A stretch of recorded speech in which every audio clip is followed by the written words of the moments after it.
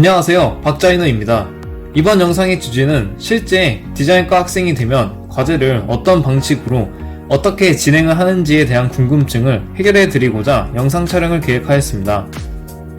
우선 저는 산업디자인학과를 전공하고 내년 2월에 졸업을 하게 되는 예비 졸업생입니다. 제가 모든 디자인과의 과제에 대한 프로세스를 알고 있는 건 아니지만 기본적으로 디자인과의 공통적인 요소들이 있기 때문에 산업디자인학과에서 진행되는 과제 프로세스를 바탕으로 이야기를 해보도록 하겠습니다. 아마 대부분의 학생분들이 힘들게 미대에 진학을 하고 부푼 마음으로 학교를 가게 될 겁니다. 하지만 본인들이 학교에 가서 실제로 어떤 과제를 하게 될지, 그리고 그 과제의 진행 방식은 어떻게 되는지는 잘 모르고 계실 겁니다. 지금부터 제가 하는 이야기들을 집중해서 들어주시고 학교에 가셔서 원활하게 과제 작업을 하시면 좋겠습니다. 첫 번째, 아이디어 구상입니다. 디자인과 과제로 초반에는 아이디어 구상을 하게 됩니다.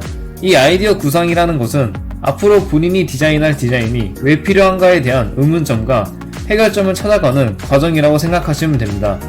본격적인 디자인 작업을 하기 전에 배경 지식을 깔아두는 것이라고 생각을 하시면 됩니다.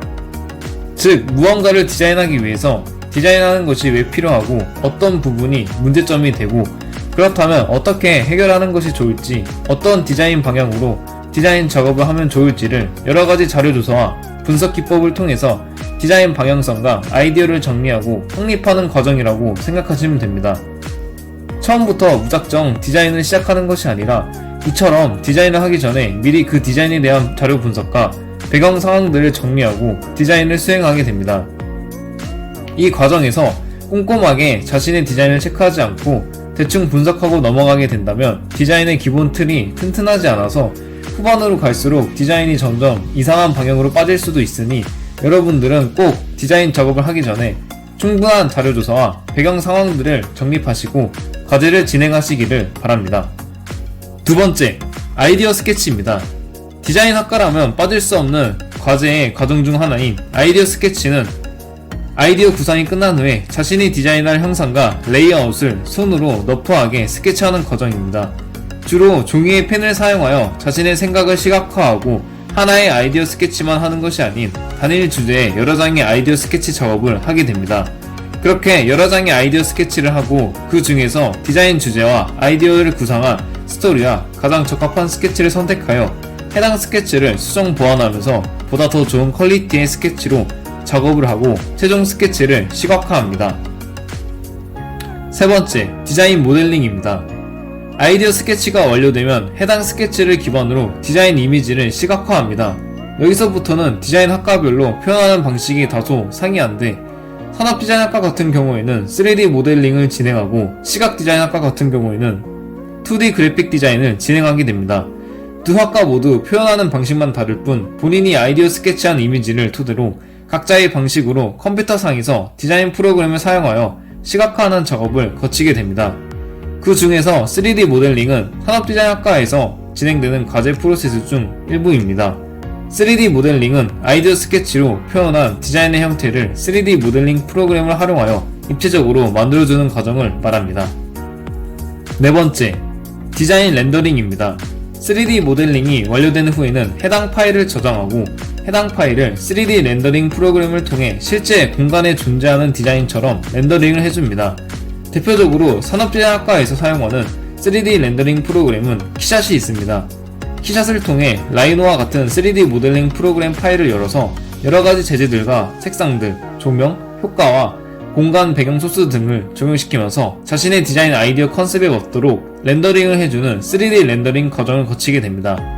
해당 과정을 통해 디자인이 어느 정도 완성되고 자신이 마지막 최종 결과물을 편집할 때 사용할 이미지를 출력하기도 하고 컴퓨터 데이터상으로 렌더링 이미지 파일들을 가지고 있기도 합니다.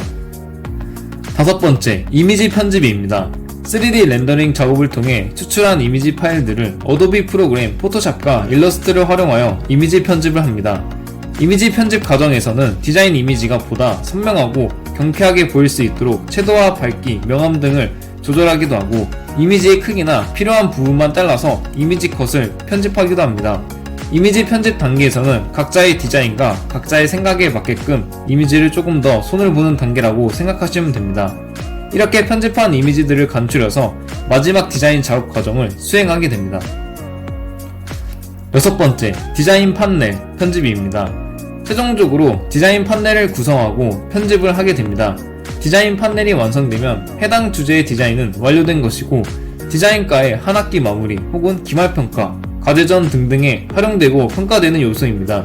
즉 디자인 판넬은 본인이 디자인을 시작한 아이디어 구상부터 아이디어 스케치, 디자인, 모델링, 렌더링, 이미지 편집 등의 모든 전반적인 과정을 거쳐서 최종적으로 완성시키는 하나의 디자인 이미지라고 생각하시면 됩니다.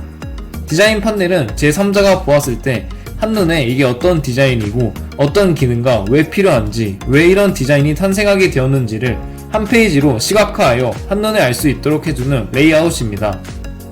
디자인 판넬의 레이아웃은 매우 다양하며 본인의 디자인 컨셉에 맞추어서 가로형, 세로형으로 구별할 수도 있고 그 비율도 개인별로 모두 상이합니다.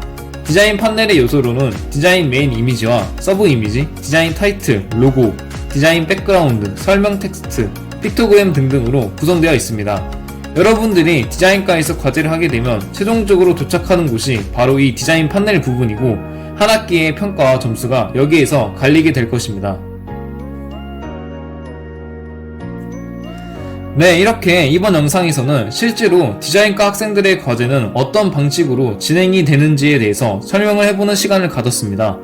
앞서 제가 말한 디자인 과제 프로세스들은 실제로 디자인과 대학에 입학하시면 과제로 수행하는 단계들이고 제가 말한 순서대로 차례대로 과제 프로세스를 거치게 될 겁니다.